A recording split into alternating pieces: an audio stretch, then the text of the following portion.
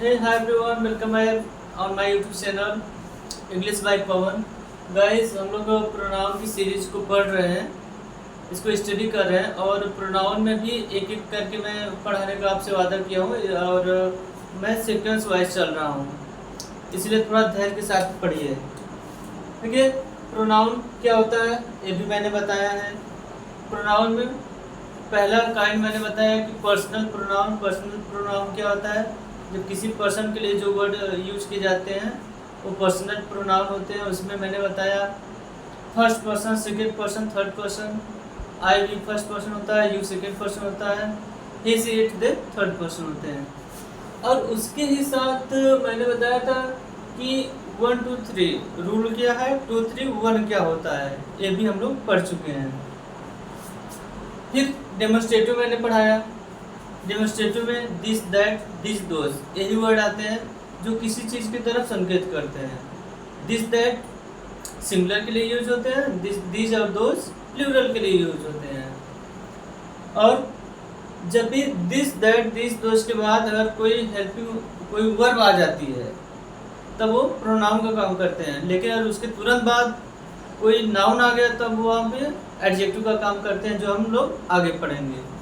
अब देखिए interrogative pronoun क्या होता है। When any word used to ask questions about a noun, जब भी कोई वर्ड किसी नाउन के बारे में क्वेश्चन करने का काम करता है वह प्रोनाउन होता है। क्योंकि प्रोनाउन की सिंपल सी डिफिनेशन ही है, वे वर्ड जो नाउन के लिए यूज होते हैं। इंट्रोगेटिव वर्ड भी जो है कि जब क्वेश्चन करें किसी नाउन के बारे में तो वही तो प्रोनाउन होंगे। और हम लोग देखिए इंट्रोगेटिव जो वर्ड होते हैं बहुत से होते हैं, जैसे कुछ मैंने यहाँ पे लिखा है, कुछ मैंने यहाँ पे लिखा है, but we have to understand it. Who, whom, whose, which, what ये प्रोनाउन में आते हैं। और वहीं पे एक कुछ वर्ड है जो प्रोनाउन नहीं है, जबकि ये भी क्वेश्चन करने के काम में आते हैं। एक क्या एडवर्ब है, जो हम लोग आगे बहुत ही डिटेल में अच्छे से पढ़ेंगे। ठीक है, अभी के लिए इसको हम लोग साइड में रखते हैं। अब देखिए जैसे हु जो है ना, अभी एक चीज़ को और आप लोगों को समझना पड़ेगा हु के बारे में।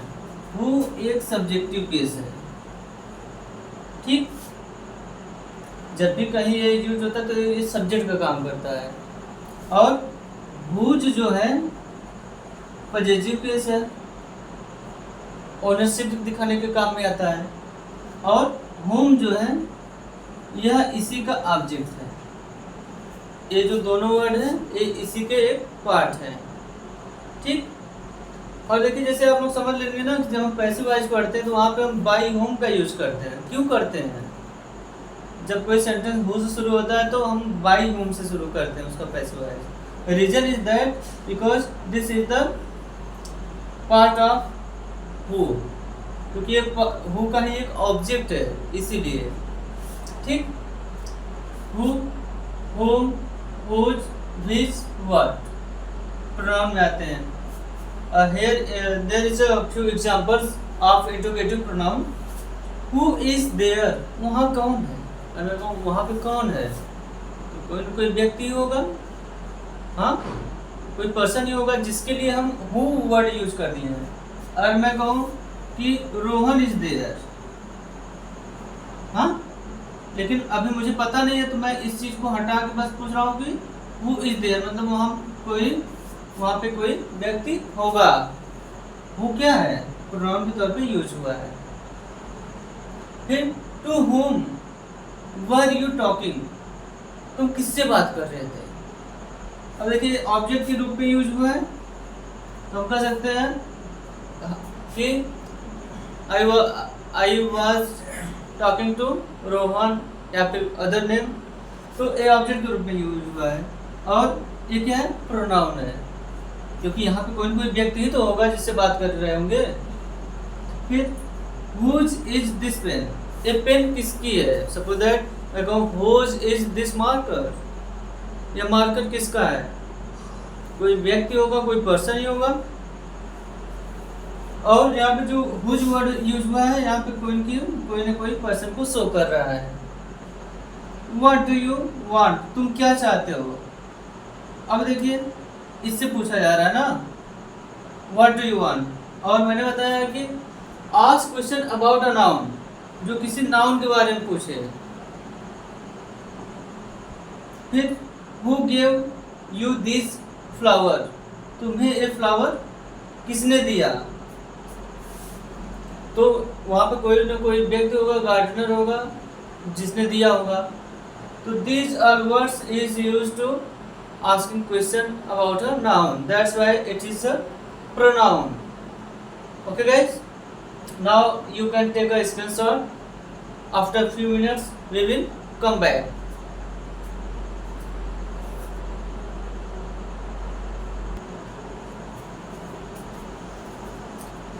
Yes,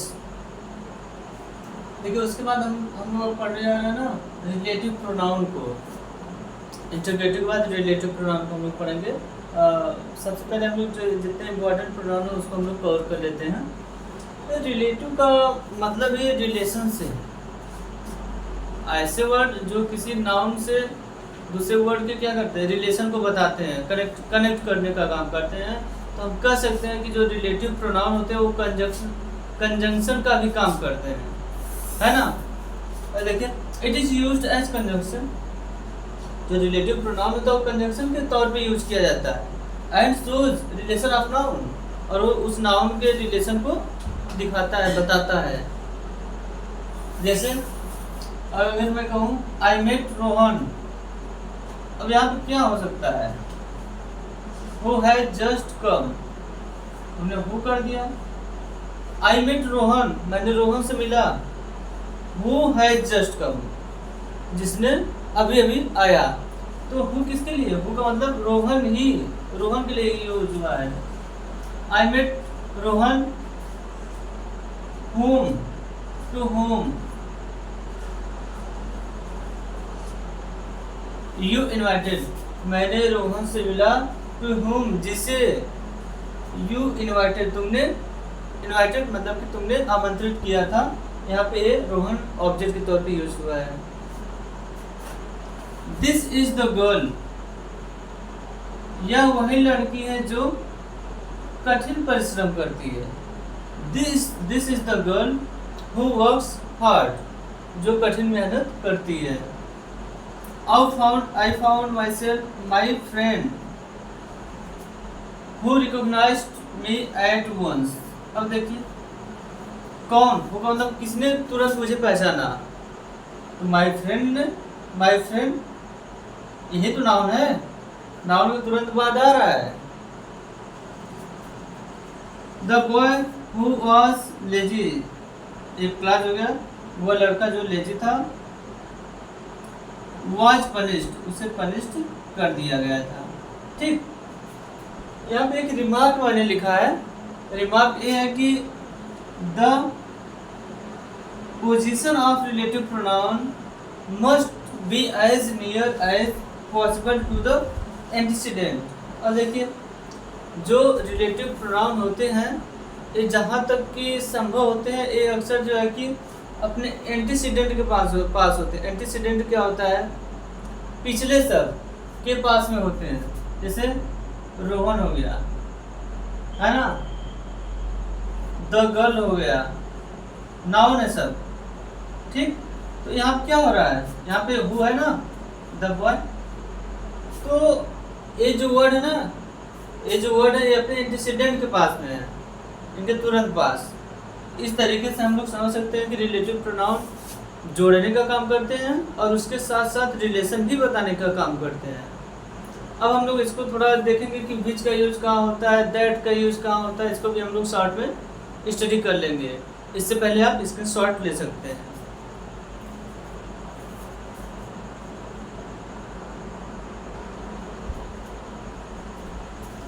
चलिए देखिए, हम लोग समझने जा रहे हैं कि विच का यूज कहाँ कहाँ किया जा सकता है। Normally we know it very well that we use which for non living things. हमें तो नॉर्मली सभी को पता है कि विच का प्रयोग हम नॉन लिविंग चीज़ों के लिए करते हैं, लेकिन समझते हैं विच नॉन लिविंग के साथ साथ क्या होता है, in case of choice all know that is human. जब कभी भी चॉइस की बात आती है तो हम नहीं देखेंगे कि वो लिविंग है कि नॉन लिविंग है। वहाँ पे अगर लिविंग है तब भी हम क्या कर सकते हैं कि वहाँ पे विच का यूज कर सकते हैं। Undoubtedly we can use which. Okay, the moment which is lost for you. Moment की बात की गई है, टाइम की बात की गई है, जो एक बार चला गया तो वो हमेशा के लिए चला जाता है। That is non living things. It's easy to understand it. The book which you bought it is helpful. जिस किताब को तुमने लाया था वो कैसी है? हेल्पफुल है। तो विच किसके लिए यूज हुआ है? इस किताब के लिए यूज हुआ है, जो क्या है? नॉन लिविंग है। I have seen the car which was black. मैंने उस कार को देखा जो कैसी थी? ब्लैक थी। तो हम लोग देख रहे हैं कि हर एक सेंटेंसेस में क्या हो रहा है कि नॉन लिविंग के लिए यूज किया जा रहा है। लेकिन अब देखिए ये वाला सेंटेंस यहाँ, the mother knows which of her children is hungry. Mummy को अच्छे से पता होता है कि उनका कौन सा बच्चा भूखा है। ये तो लिविंग की बात की गई है जी। हाँ, फिर भी हम क्या कर रहे हैं? यूज कर रहे हैं विच का प्रयोग। क्यों कर रहे हैं? क्योंकि उसमें से कोई एक तो भूखा होगा ना। यहाँ पे चॉइस की बात की जा रही है, और जब कभी चॉइस की बात की जाती है तो वहाँ पे हम क्या कर सकते हैं कि विच का प्रयोग लिविंग में भी कर सकते हैं। विच ऑफ दीज जेंटलमैन, ये जो जेंटलमैन का एक जो ग्रुप है इसमें से कौन है? Is mister Roy. ये जो जेंटलमैन का जो समूह है इसमें से मिस्टर रॉय कौन है?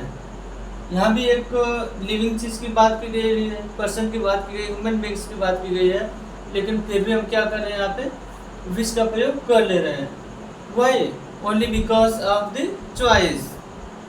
ओके गाइज, मुझे जहाँ तक लग रहा है कि विच भी आप लोगों को क्लियर हो गया होगा।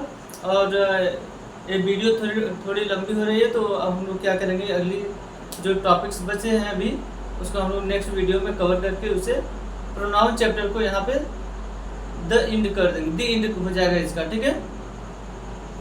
Okay, bye.